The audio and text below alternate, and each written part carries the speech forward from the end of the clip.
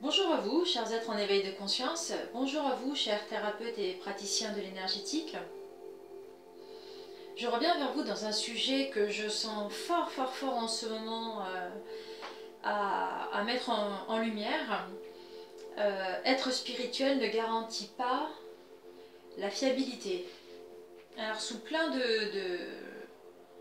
d'exemples différents, je vais pouvoir illustrer cette vidéo. Mais avant tout, nous allons quand même partir de la façon dont chaque être qui commence à s'éveiller se trouve psychologiquement quand il sent justement cette spiritualité grandir en lui. Alors, dans le terme spiritualité, il n'y a rien de religieux, hein, évidemment, quoique parfois il y a des fois des courants religieux qui nous font ressentir une certaine osmose spirituelle. Mais là, en fait, nous allons plutôt évoquer la spiritualité en termes de recherche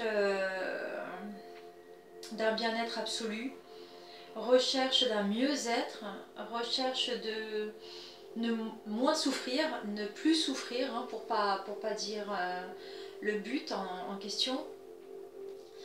Et en fait, dans cette fameuse recherche, qui commence plus ou moins tôt, hein, ça dépend vraiment du parcours de chacun, ça dépend vraiment de la motivation de chacun.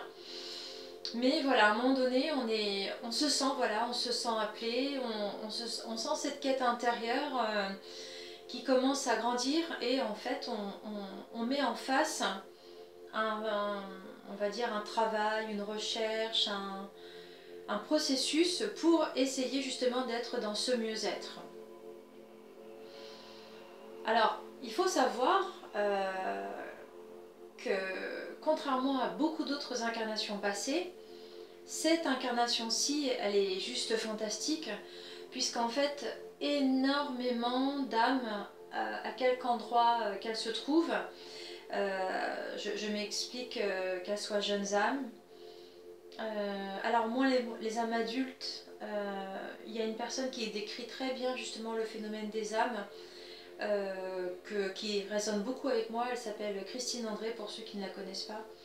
Et justement, elle parle des familles d'âmes en termes de la maturité de l'âme.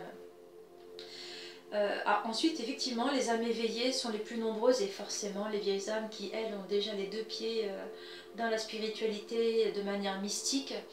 Donc forcément, cette recherche en elles, elle commence vraiment très tôt.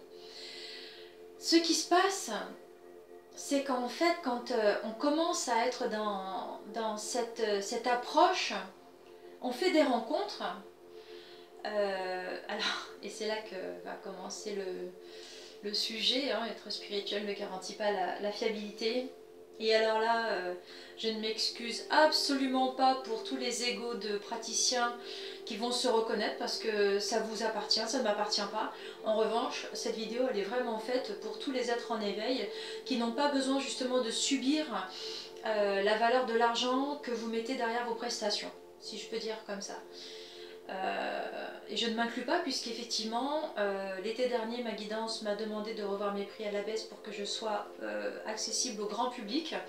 Enfin, au grand public, je m'entends, hein, on est d'accord que je suis toujours dans un travail auprès des thérapeutes, j'ai toujours des modules de formation pour que justement chacun se sente à l'aise avec son mieux-être.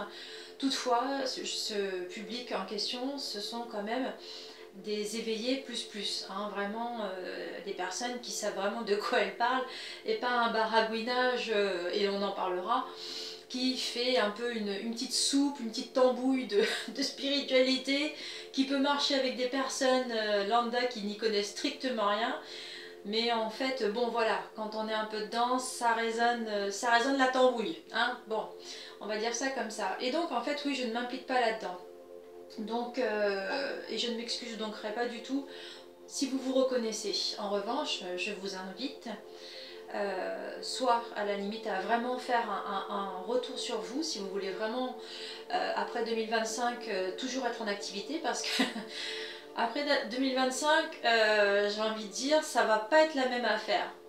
Chacun voit midi à sa porte, voilà.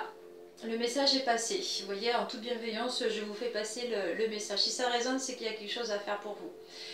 Donc on continue. Être spirituel ne garantit pas la spiritualité, la fiabilité. Et c'est vrai que ça ne garantit pas non plus la spiritualité.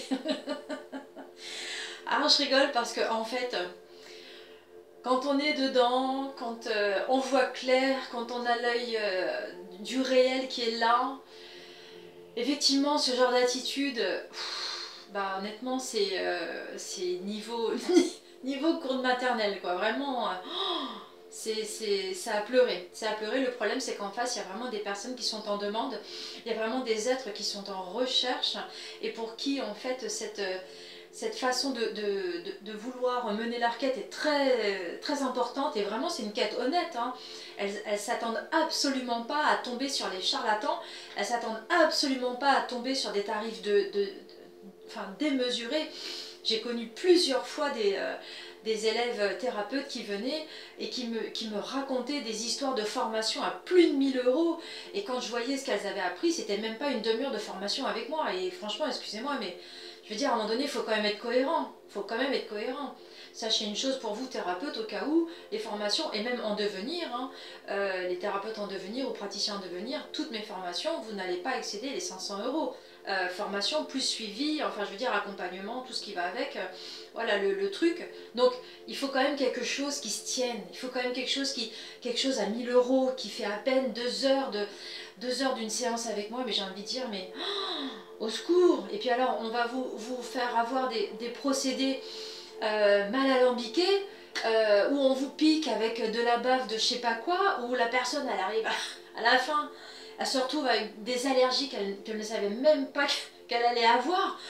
C'est monstrueux, c'est monstrueux. Et le problème, il est que voilà, dans la recherche de ce que chacun a envie d'acquérir de lui-même, de sentir de lui-même, il y a vraiment cette quête en fait qui a besoin déjà de mûrir. Et ce qui est fantastique, et ça je le rencontre très fréquemment, et c'est ça que j'aime dans ce que je fais auprès des thérapeutes, c'est que nous sommes tous très différents, nous agissons tous à des degrés différents, et forcément nous avons tous notre pierre à mettre sur l'édifice. Maintenant, encore une fois, quand on joue tous le jeu, toutes les âmes peuvent faire un éveil de conscience vraiment crescendo, quelque chose qui soit vraiment bien soutenu, et tout comme les guides en fait qui sont là avec nous, et qui nous quittent à un moment donné, et qui voilà, et d'autres réapparaissent parce que le cheminement a été progressif, nos dons se sont développés, ou notre éveil c'est beaucoup plus, on va dire, ouvert, et à ce moment-là effectivement d'autres guides viennent à nous, dans l'invisible. J'ai envie de dire, en fait, pourquoi est-ce qu'on ne fait pas la même chose sur Terre? Pourquoi est-ce que les thérapeutes se tirent dans les pattes? Pourquoi les praticiens se regardent en chien de faïence? Pourquoi chacun fait sa soupe de son côté? On est là tous quand même pour faire quelque chose, enfin pour que tout soit cohérent. Voilà, enfin si c'est juste pour gagner 2 copecs, déjà franchement, sur le dos de personnes qui ont vraiment envie d'avoir une belle quête, ouais, ben j'ai envie de dire, j'ai pas envie d'être à leur place dans l'entre-deux-vie, quoi. Enfin, ça me paraît tellement cohérent. Voilà, regardez-vous, pensez à ce que vous allez vivre quand, quand vous allez passer de l'autre côté, quoi. Bon, être spirituel ne garantit pas la fiabilité. Là, maintenant, je m'adresse à tous les êtres en éveil qui vont tomber sur cette vidéo. Et j'ai envie de vous dire... En fait, arrêtez de jouer les désespérés. Vous seriez, sans être dans cette quête spirituelle, vous vous feriez avoir par le premier marabout venu. Faut quand même arrêter le délire de dire ah mais comme il m'a été recommandé par mon ami, ma copine, j'ai toute confiance. Mais non, peut-être que c'est le dernier dégât qui va justement vous mettre, on va dire, en sous-vêtements pour pouvoir mieux vous plotter. Enfin, il y a des trucs comme ça qui se passent. C'est vraiment, c'est pas propre quoi. Il faut quand même avoir un certain discernement, il faut quand même se respecter. La personne qui est là pour vous respecter, effectivement, elle travaille dans la lumière. La personne qui vous demande de vous dessaper pour faire un soin, même en réflexologie plantaire, j'ai envie de dire, elle est où la cohérence? Voilà, et encore une fois, c'est un attrape... c'est un attrape-minette le domaine spirituel, c'est un attrape-minette.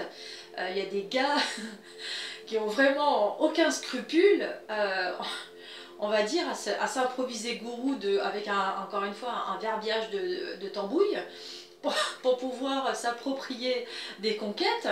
Et les pauvres femmes qui tombent dans le panneau qui pensaient avoir le grand amour en face, mais ça me fait pleurer. Honnêtement, enfin, j'en rigole parce que c'est désespérant. Mais voilà, on va dire, prenez du recul sur ce que vous attendez ou pas. C'est comme vouloir l'amour en fait, vous voyez.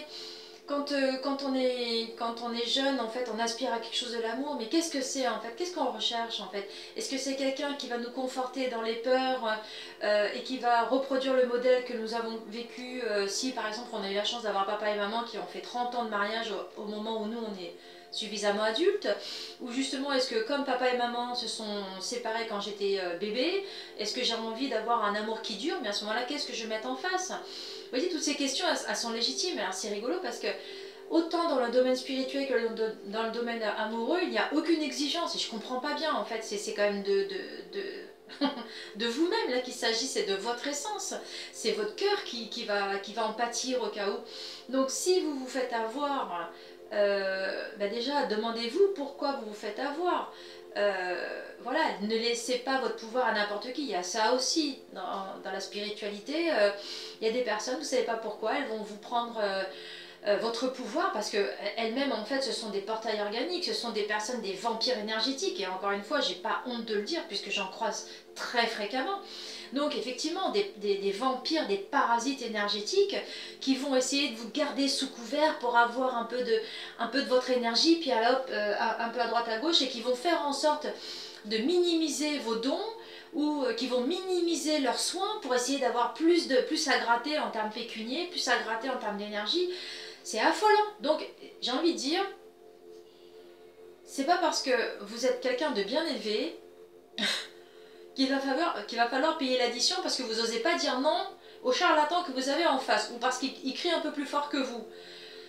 Il est important de savoir se respecter avant tout. C'est la première leçon de base quand on commence à être dans un éveil de conscience. De toute façon, même en tout dans la vie, effectivement. Mais là, on parle vraiment de la spiritualité qui ne garantit pas la fiabilité. Et bien, puisqu'effectivement, nous ne sommes pas encore dans 30 ans, nous n'avons pas encore une fiabilité absolue de tous les thérapeutes et praticiens qui sont en exercice. Donc nous allons composer un peu avec la soupe en ce moment qu'on a, qu'on nous sert. Et là, avec ça, il y a quand même de très beaux êtres. Attention, il y a quand même de très beaux êtres.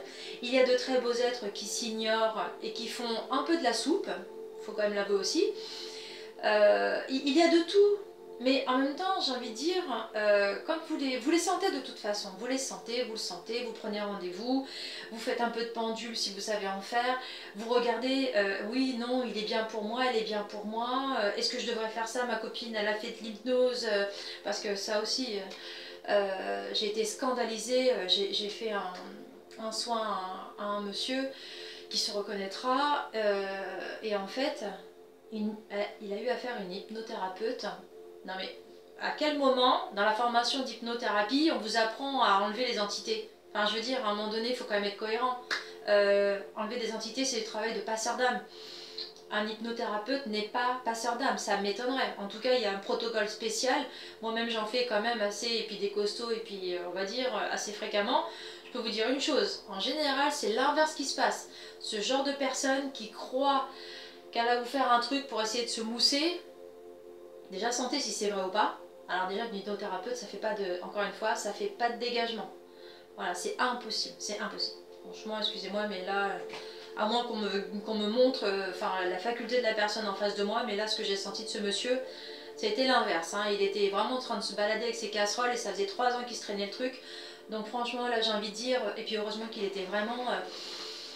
il avait une sagesse en lui qui faisait qu'en fait, par lui-même, grâce à ce qu'il savait faire de lui intuitivement, il a réussi à minimiser les choses.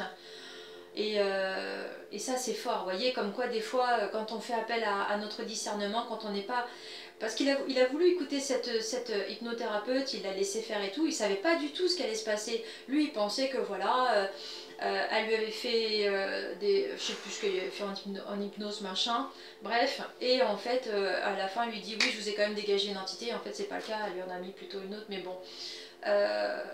Et le fait il est là, c'est que le monsieur il s'est pas senti bien dans les mois suivants et donc en fait il a fait des choses par lui-même et heureusement qu'il a eu cette intuition de se remettre en lui, de faire des choses qui l'ont, on va dire, apaisé. Mais voilà, il était quand même très abîmé. Bon là, on va continuer les séances de dégagement parce que c'est vraiment nécessaire. Mais tout ça pour vous dire que, vous voyez, un travail d'un thérapeute qui n'est pas à sa place, un travail mal fait, ça vous garantit plutôt de vous coller un truc sur le dos, pour pas dire un démon ou quoi que ce soit qui va rester longtemps dans votre dos à vous pomper votre énergie. Enfin, je vais dire, à un moment donné, faut quand même être cohérent, hein. Faut quand même sentir le thérapeute qu'on va voir, hein. J'ai aussi un autre cas d'une gentille personne, vraiment c'est un petit cœur, et elle a voulu bien faire, alors je peux pas lui en vouloir, donc je fais son suivi, et je lui offre dans son suivi un pendule qui lui correspondait, qui était très efficace puisque je lui avais montré, et qui commençait à s'essayer à faire des séances de pendule. Et elle a voulu très bien faire, elle a voulu le nettoyer parce qu'elle l'emmène un peu partout avec elle, elle a toujours envie, voilà, elle est très curieuse de tout et j'adore ça, c'est vraiment quelque chose qui me fait vraiment plaisir, c'est de rencontrer des êtres qui sont très curieux de leur potentiel et j'aime ça et c'est ce que vraiment j'invite à faire. Et dans la façon dont elle a voulu prendre soin de son pendule, elle va sur le site d'une personne, alors, ou un Facebook, ou je sais pas quoi, enfin bref, et puis ça la personne en fait elle la suit, elle arrête pas de la harceler de mails, de machin, enfin bref, elle lui a donné un protocole, alors que moi je lui avais donné un pendule purifié, rechargé, prête à l'emploi pour son énergie. À un moment donné, donc je vais pour faire son soin, et en fait, j'essaie de me connecter au pendule, parce que je connais sa vibration. Et là j'ai fait, mais c'est bizarre, je le sens comme une loupiote ton pendule. Qu'est-ce que tu y as fait? Elle me dit, ah j'ai fait un soin, machin, je l'ai nettoyé. Je fais, hop, hop, hop, t'as fait quoi comme soin? Et effectivement, parce que quand elle m'a montré le soin qu'elle a dû faire au pendule, j'ai fait, ah bah t'inquiète pas, j'ai bien compris pourquoi elle est déchargée. Elle l'avait complètement vidée. Donc, moralité, alors elle a voulu bien faire et ça, c'est pas quelque chose que je vais condamner, bien au contraire. Quelqu'un qui veut bien faire, c'est comme dans la vie, trop bien faire, le trop est l'ennemi du bien, vous voyez ce que je veux dire? Voilà, des fois il faut juste rester là, faut pas rester avec un mental qui veut trop bien faire. Faut faire et puis si on sent qu'il y a un truc qui machin, si ça appelle, il faut le faire. Mais il faut pas trop bien faire, encore une fois. Le trop bien faire, c'est-à-dire que là on met du mental, on sort du ressenti pour être dans du mental. Et là c'est plus efficace du tout. La preuve. Donc, je l'aide à retrouver son pendule, elle le retrouve, le pauvre petit. Il avait été complètement... il était à plat le pauvre. Donc bon, il a dû rester pendant 2 heures dans une géode parce qu'on n'a pas pu faire autrement. Elle ne pouvait absolument pas s'en sortir. S'en servir, pardon. Il ne pouvait pas s'en sortir en tout cas. Mais bon, pendant ce temps-là, on a fait d'autres choses, il n'y a pas de souci. Mais tout ça pour vous dire, voilà, cette personne qui donne des trucs, qui dit oui, non, non, vous connectez pas aux archanges, vous connectez pas à vos anges, vous savez pas de qui ils viennent, appelez pas un tel, appelez pas un tel. Résultat, c'est connecté à une dimension qui lui a fait complètement vider son pendule. Non, encore une fois, faites preuve de discernement. Faites preuve de discernement, n'écoutez pas n'importe qui, n'importe où. C'est très important parce qu'en fait, donner son pouvoir à n'importe qui, c'est comme si vous faisiez rentrer des cambrioleurs chez vous et puis il vous dit, en fait il vous demande d'aller aux toilettes, il vous pique la télé, l'ordinateur, la tablette, tout ce que vous voulez, et vous quelque part vous dites rien. C'est exactement pareil. Voyez vraiment que là en fait la parallèle elle est exactement pareille. En termes énergétiques, Dites-vous une chose, c'est exactement la même chose. Donc cette vidéo va pas plaire à tout le monde, j'en suis pertinemment consciente et j'assume complètement mon rôle parce que c'est aussi l'année des révélations. Hein. Je suis quand même très portée par l'énergie christique depuis Noël. Donc en fait je sens vraiment qu'il y a vraiment un travail de mise en lumière qui doit se faire. Et donc des pratiques douteuses doivent être dénoncées. J'avais déjà fait une vidéo, mais je vous la remettrai en écran de fin pour que vous l'ayez sur la voyance, les médiums connectés à je sais pas quoi, ou alors les personnes qui piquent le travail des autres. Je trouve ça inadmissible également.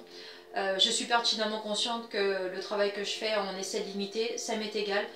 Le fait est que dans la vibration, il y a quelque chose qui passe, il y a quelque chose qui passe pas. Voilà. Écoutez, j'ai envie de dire, tout ça en 2025, ça va se terminer. Je suis très confiante de la lumière que l'on a à déposer. Donc si on est un être de lumière, si on s'écoute un tant soit peu, si on se remet dans son cœur, si on fait moins appel à son ego, on est dans une justesse. Et rien n'est à condamner, tout est à évoluer. Donc chers êtres en éveil de conscience, j'espère que vous allez faire la lumière sur la façon dont vous accueillez votre quête. Restez toujours dans cette curiosité, que cela ne vous abat pas.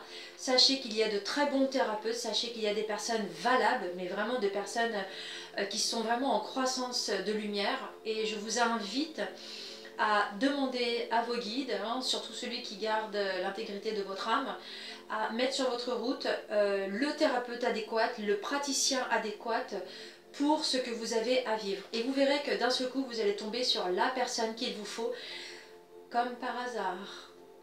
Chers thérapeutes et praticiens de l'énergétique, si vous êtes en pleine évolution ici, vous êtes en pleine remise en question, voilà.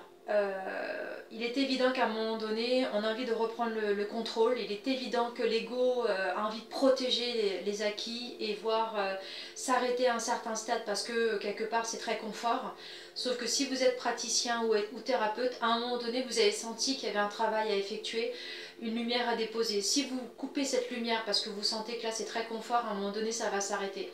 Nous sommes tous dans un processus d'évolution. Je vous invite donc à écouter cette remise en question de vous-même et surtout à faire en sorte de faire mieux, pas trop bien, mais mieux, et surtout toujours avec le cœur, toujours bien disposé, aligné et positionné.